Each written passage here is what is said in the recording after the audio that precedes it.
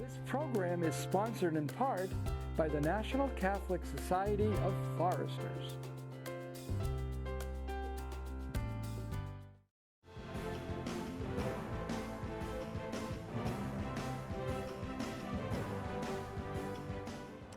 Hello again and welcome to Looking at Social Justice.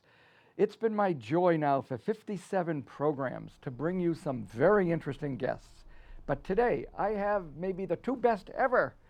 We've got Arnold Treviño, who is going to tell us briefly his story of being incarcerated at age 21, but now returning to prison to do ministry there, to actually help inmates, to actually, as an MSW, to actually construct life again for himself and for so many others. And with him, a professor from Fresno State, Jennifer Leahy, who is a partner in this project of Project Rebound up at California State University, Fresno, another great thing that our university does for our community across the valley. Thank you both for being here today, Arnold and Jennifer. It is a joy to have you in the studio for the first of what we think is a series about what's going on with you and Project Rebound and the Inside Garden program and so many other things. Arnold, can you begin by telling us a little something about yourself, maybe why it was that you wound up going to prison and then how all that changed because of what you did in prison, how you started looking at a new way to live? Sure, and I'll leave it right at that ending there. So I was about 15 years old, and I was your typical student in high school. I was high school band, playing soft football, nothing changed. And then one week, this all took place in 1 week, where I started overhearing a conversation between a group of guys that were talking about partying and womanizing and fighting and drinking, and that was totally out of my scope. And by the end of the week, I met the guys, and they introduced me to a whole new world, the underworld. And I followed that path. You know, they say you smoke these, and you see things. You drink this, and you see more things. And you drop these, and well, I wanted to see this. And my curiosity got the best of me, and that was the beginning of the end of my life, my academic youth. And so I started drinking and smoking and fighting, womanizing, and everything that came with it. 16 years old, I got my first knife fight. I got stabbed in the chest by a 30-year-old man. The older fellas really liked me because I didn't say anything to anybody, any of the cops, and they took me under their wing. Then they started giving me harder drugs, cocaine, heroin, and I was just a mess. And at the time, you know, I was living the life that everybody else was living, and I thought, so I was just living for the day. Didn't care about tomorrow, next week, or anything else. Didn't care about family, relationships, or anything else. The only thing that mattered to me was my spoon, my needle, my pipe, any drugs I can get a hold of. I turned 21. Nothing had changed from 15 until 21. I was just a total mess. And tried to go back to school. Didn't work. The addiction had such a good grip on me that I couldn't move forward. I ended up going to a coworker party. I was trying to pay for my tuition, working graveyard shift. I ended up getting in another fight, which was not unusual. It was just typical Arnold being drunk and being an obnoxious drunk. And so I lost the fight, and I was really embarrassed behind it. And I told the guy I'd be back and to wait for me. And this is 2 o'clock in the morning, September 12th, 2 o'clock in the morning.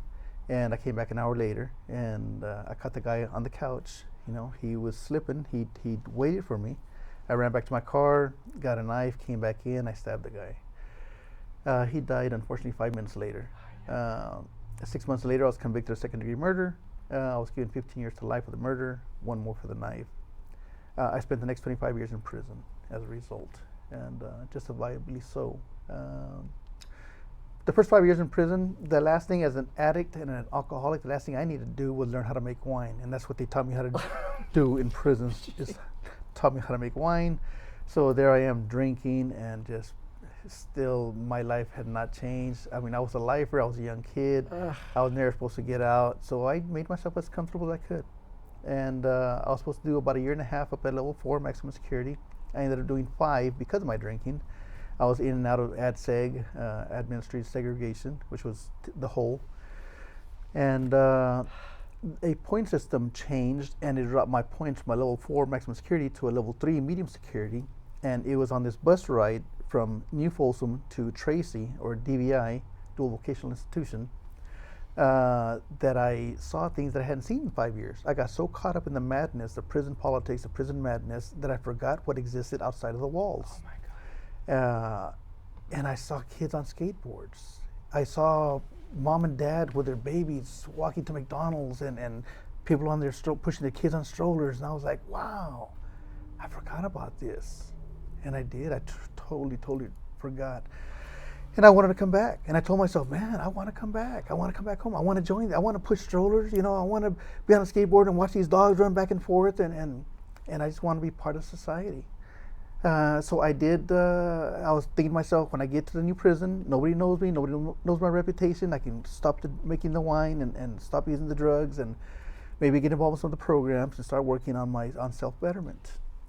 Unfortunately, as soon as I get off the bus, I see one of my old friends from the neighborhood, and, hey, Arnold, I'll move you to my cell. And I said, oh, this is not going to work.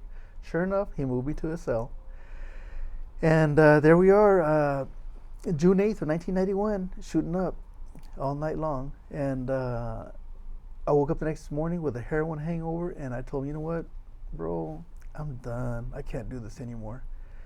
June 9th of 1991, my first day of sobriety. I have never looked back ever since. I've been clean since. And funny thing happens that when you're addicted, when the addiction has a grip on you, nothing in your life moves forward. I could not complete high school, adult school, Job Corps. I couldn't complete anything. And when I decided to change in prison in 1991, I went to an independent high school program that they had there. Next, the following year, I graduated, and I was allowed to invite 2 guests from the streets. My parents, I invited them to come to my graduation, so they had the Pomp and Circumstance song on. Had my cap and gown on, my little tassel, and I was swinging that tassel, letting everybody know, you know what, I'm graduating, and marching to that song was just the coolest thing in the world. And I wanted to do it again. At the time, they had a college program. San Joaquin Delta College out of Stockton used to come in. The professor used to come in and teach. So I enrolled in that program. 2 years later, 1994, I graduated, got my AA degree in liberal arts. And unfortunately, then President Bill Clinton, he enacted the crime bill, which took away financial aid for the prisoners. Yeah, and that's really too bad. I know what education did to my life, to my perspective. Seeing the world through an academic lens changed the whole perspective of living. I no longer want to live for the day, or for the spoon, or for the bag of wine called Pruno in prison. Now I want to live for tomorrow, for next week, for next year. I want to live for the future. And although I was still in prison and I still saw the prison politics and the madness all around me, it became oblivious to me. I started seeing other things beyond what was happening in prison. And although they can prevent physical escapes, they cannot prevent mental escapes. And I never did another day in prison since I became educated. Just a total blessing. Although the razor wires were still there, the bars, concrete walls, all surrounding me, I saw past it, and it just became the whole view was just totally different. I mean, I saw things I never even imagined. The world is bigger than my spoon, than my syringe, than my pipe, and I lost track of all that. But thanks to education, it taught me a lot of other things. And once school was taken away from us, they had vocational programs there, and I got heavily involved in the vocational programs. And it was like, the more I learned that I didn't know anything, and the more I learned that I didn't know anything, the more I wanted to learn, and it became a cycle. And I was just so hungry for knowledge. They had an actual jet there, a full-blown jet from a retired general at the DVI, and we were allowed to, there's a program, power plant and airframes, so we could learn and become certified as an aviation maintenance technician. 4 years later, I took the program and I got certified in both areas. So today I'm currently an aviation maintenance technician, meaning that I can ground an aircraft if I find it unairworthy, and they cannot fly it until I sign off on it. Oh my God. And if that wasn't enough, then they had a welding program. So I went to the welding program, got certified by the American Welding Society as a welder. So I spent 10 years at DVI, and then I got transferred out to Soledad for 6 months, which nothing was happening there. And then they sent me to Avenal, and I did 7 years there. They had this Braille transcription program, and I was really interested in it. And I got certified by the Library of Congress as a Braille transcriber, so I can transcribe print into Braille for the blind. A little rusty now, but with a little refresher courses, I can get back into it. And of course, that wasn't enough. They offered office services, teaching us how to work on computer or use computers. And unfortunately, back then they had the Apple computers with the floppy disks, a little bit outdated. And but it was the first time I used a computer, and I thought it was the coolest thing. I could put my name on an actual monitor, like, wow, this is all super cool. So I learned some computer skills there. That was in Avenal. So I did 7 years there, and then I eventually ended up in Solano. And by this time, I knew I was getting short to the house. I had already filed some appeals, and 2 of the courts had already ordered my release, but they had a pending appeal from the district attorney. I was being held still, and so I just took an easy landscaping job, but they were paying me a whopping $20 a month. That much? Yeah. Yeah, sodas on me. Sodas were, of course, a commodity in prison. So finally, 2 years later, in 2011, I was released. I went to the board for 10 hearings. I was found suitable 4 times. 3 times I was denied by the governor, twice by Arnold Schwarzenegger, and once by interim Governor Maldonado. And then finally, Governor Brown says, "Get out of my prison." They wanted 1 trade, I gave them 5. They wanted a little bit of education, I gave them a high school diploma and an AA degree. They wanted some self-help, I gave them 20 years worth. First 5 years kind of rough. But the next 20, a lot of self-help programs. I mean, you name it, I did it. I wanted to come home. And come home I did. 2000, I was released, and one of the biggest things that I still remember, being in my dad's backyard, one of my friends came over. He goes, "Hey, what do you want to do?" Meaning he wanted, let's go somewhere. And I'm standing there, and I told him, "You know what, bro? I'm doing what I want to do. For 25 years, I dreamt of being in my dad's backyard. I'm doing it." And of course, he didn't totally get it, but he understood. And so we sat there and we just chatted. But they understood that I was done. I was done with the partying life. And today, when we have barbecues, they'll have an ice chest for me with my Lipton iced tea and my sodas and my water. And then, of course, they have theirs, which doesn't bother me. Do your thing, I'll do mine. And yeah, it's been a beautiful life ever since. Well, this is the part I didn't know. This is like so exciting, Arnold, to hear this part of the journey. So let's shift gears and show a clip, because it brings us up to where Fresno State joins the conversation, which brings in Jennifer. So let's see what happened after you did go back to university at Fresno State, a special program. Let's see that clip. Excuse me. Get that permission first. Unbelievable. It's a dream come true. I just never thought I'd ever make it out of prison, much less be here graduating from a university. Where I was in prison, I did not like what I saw, and I wanted to do whatever it took to get away from there. I've had the privilege of talking to Fresno County Jail yesterday, the inmates there, and Avenal State Prison Friday and Saturday. I spent all day there talking to the inmates and letting them know, you know what, it's possible. I was really a knucklehead way back when. I mean, for me to change from that life to this life, it shows, it proves that that change is possible. Anybody can do it. My heart is somewhere in here. Just so proud of him. He worked so hard, stay up to the wee hours of the night. We tried everything. Support him 110%. It is impossible to put into words how proud I am. Arnold is just one of many that has been extremely successful. So we meet individuals where they're at. If they are interested in using education to change their lives from their former antisocial pathways into a new pro-social pathway, and they want to use education as a tool to do that, we help them succeed.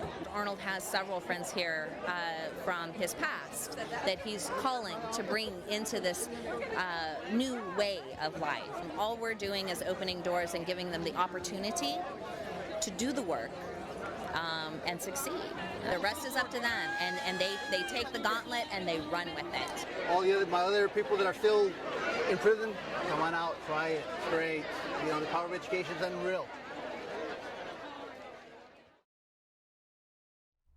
That would bring up Jennifer. So you're in the clip. You're so proud of this extraordinary person. Why don't you tell us, Professor Leahy, something about Arnold, but something about Project Rebound, this program that you direct up at this great university, Fresno State. Well, thank you for having us here today. It is an amazing university and it is an amazing program. Project Rebound is at several universities throughout the U.S. CSU system in California. And we're hoping to eventually expand to all 23 campuses. There's definitely a need for that. But for the last 3 years, President Castro has had us at the University of Fresno, and we have seen a tremendous response both by staff, students, and those that want to participate in the program. Telling you something about Arnold, that's going to take several of these series. He's both unique and not at the same time. He's worked hard. That's what gives him so much to draw from, so much success, is because he puts in the time and he puts in the effort. But I have several students that are just like Arnold, that work hard and strive to be better people, to grow every day, to change, to improve who they are, to improve their communities, to serve their communities, to give back to their communities. So in that respect, he's not unique. They just don't have a limelight. And some of them, that's unintentional, but some of them, it is very intentional, because being in the limelight can be very difficult, coming from being formerly incarcerated and moving forward in your life. So in that respect, Arnold is very unique, because he's willing to step up and stand up for all of the people that are afraid of the stigma and the judgment and the negative repercussions that come along with being formerly incarcerated. And in that respect, Arnold is a very brave and courageous a man to take that place so that others can come behind him and to blaze a trail and create a pathway for those that aren't as willing or able to stand in that limelight for their own reasons, for their family reasons, whatever those reasons may be. I'm very proud of him, very proud of him. Arnold, what has been, let's say, Jennifer particularly, and also Project Rebound, its influence on you when you did go to the university? How did that help you continue this positive trajectory that you would put yourself on? So it certainly was a challenge. Initially I had enrolled into the social work program, and the social work program during my junior year, you have to do the series of core classes, and the second year, in your senior year, you have to do your core classes and internship. And it was the internship that was questionable. And I was having problems because the agencies would not accept somebody with my background.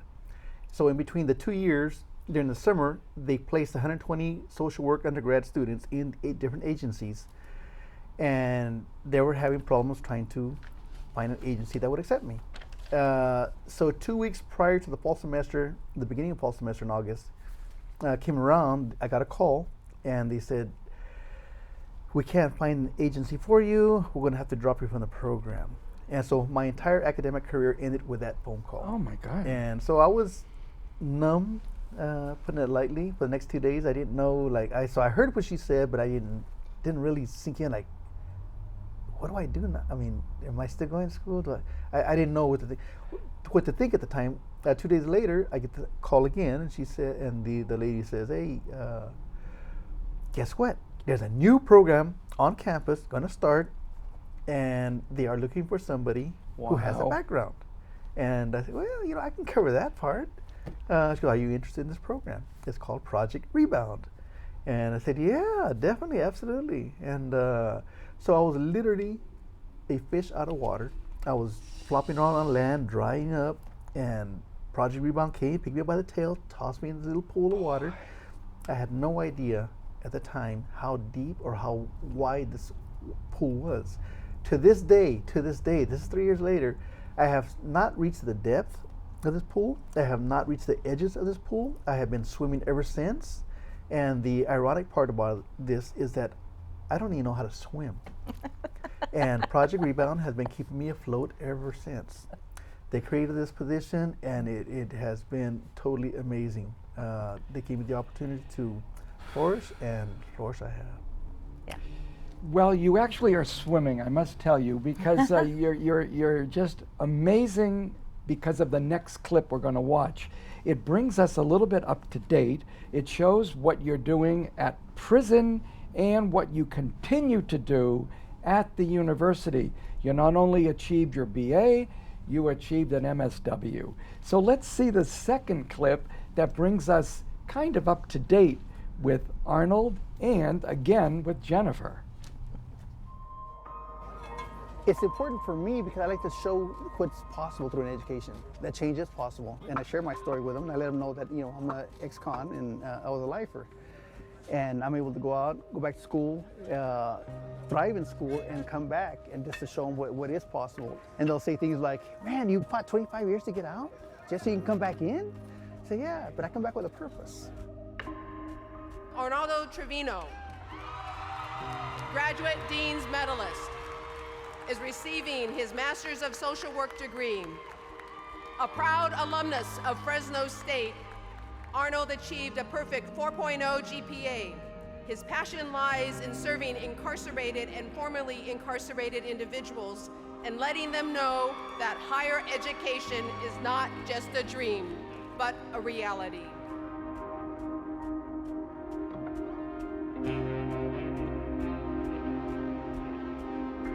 But it's not without rain, and that's a big reason too that I come back in to show my remorse, to show that it was for nothing. Whatever happened, and it shouldn't have happened, and it could have been prevented. What makes Arnold Treviño special is that he refuses to accept no as an answer. He is determined to prove the stigma of once one, always one to be a fallacy. And he is willing to work very hard to do that. Through social work, I can give back, and I can do things, and I can show people that change is possible, and I give a lot of hope to a lot of individuals that are still struggling.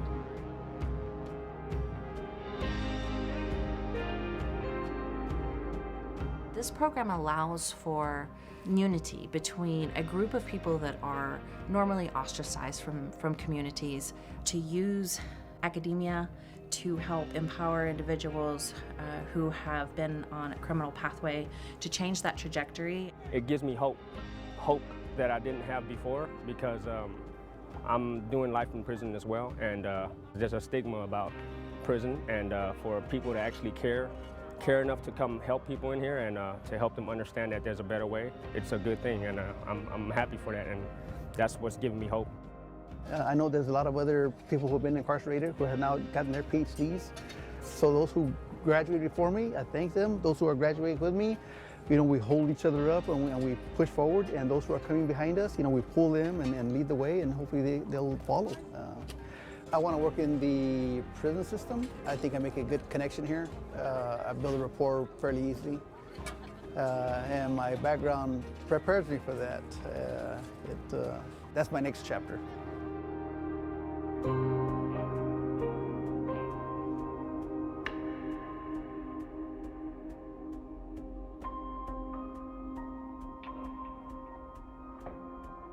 Images and verbiage around great people and great programs like Project Rebound and Arnold Treviño and Jennifer Leahy. Thank you. We've got about 3.5 minutes, so it's like the final wrap. So what are some things, Arnold and Jennifer, that that in the last 3 minutes, we really want to make sure you're able to say that? So I'll give you a chance now. What would be some things we really need to remind people about you and the program, and what they should still be doing, how they can cooperate? What's your final thoughts? Change is possible. Everything is possible. Give us the opportunity. Give us the basic needs that we need, to make it give us this opportunity, and we can flourish. We can certainly show society that we are productive citizens, or just education. That's the way to go. It changes the whole perspective of living. Education, education, education. One of the things that we try to do is partner with other organizations in the community. So rather than reinventing the wheel, finding resources, programs, groups that are interested in social justice to help remove the barriers that formerly incarcerated have as they try to be successful in their reintegration. Part of that is changing identities while they're still incarcerated. So changing who they are, how they see themselves, how they define themselves from someone who is a felon to someone who is a student. And changing that mindset before they leave prison. Rehabilitative programs are really important. Project Rebound works with incarcerated students as well as those in the community that are preparing to get back into school, as well as those that are on campus, to support them. What we do is remove barriers. That's all. Open doors and support them and encourage them and give them hope that they can be successful, that they can obtain jobs, that they can be productive members of their community. One of the programs we partner with is the Insight Garden program, which in the video clip we saw that Arnold actually works for the Insight Garden program at Avenal State Prison. The Insight Garden program it's a nonprofit program. They do a lot of fundraising, one of which is coming up on October 13th. Yep. October 13th, 2019 at Gazebo Gardens. And this program really builds bridges between formerly incarcerated that are in the community and those that are still incarcerated to show that you can come home, you can change, you can build a better life. Because the Insight Garden program takes Project Rebound volunteers into the prison to work with the men and the women in the gardens that are in the prison. So we're doing this fundraiser on the 13th. Project Rebound is part of it. We're supporting them. I'll be emceeing. I'm sure Arnold will be speaking. Many of our participants will be there. It's at Gazebo Gardens in Fresno. You can buy a ticket, formerly incarcerated, to get in free. There are volunteer opportunities, silent auction, and we do this to support a program that supports us. That's the corner of Olive and Shields, and I am going to be there. My son and his daughter, his daughter also, but his wife, they go there often to celebrate just good things at Gazebo Gardens. Yes. Lance Canales will be there playing. Yes, We're going to join you. I will be there. I can't wait to meet you again, Arnold. Till then, God bless. Thank you. Thank you.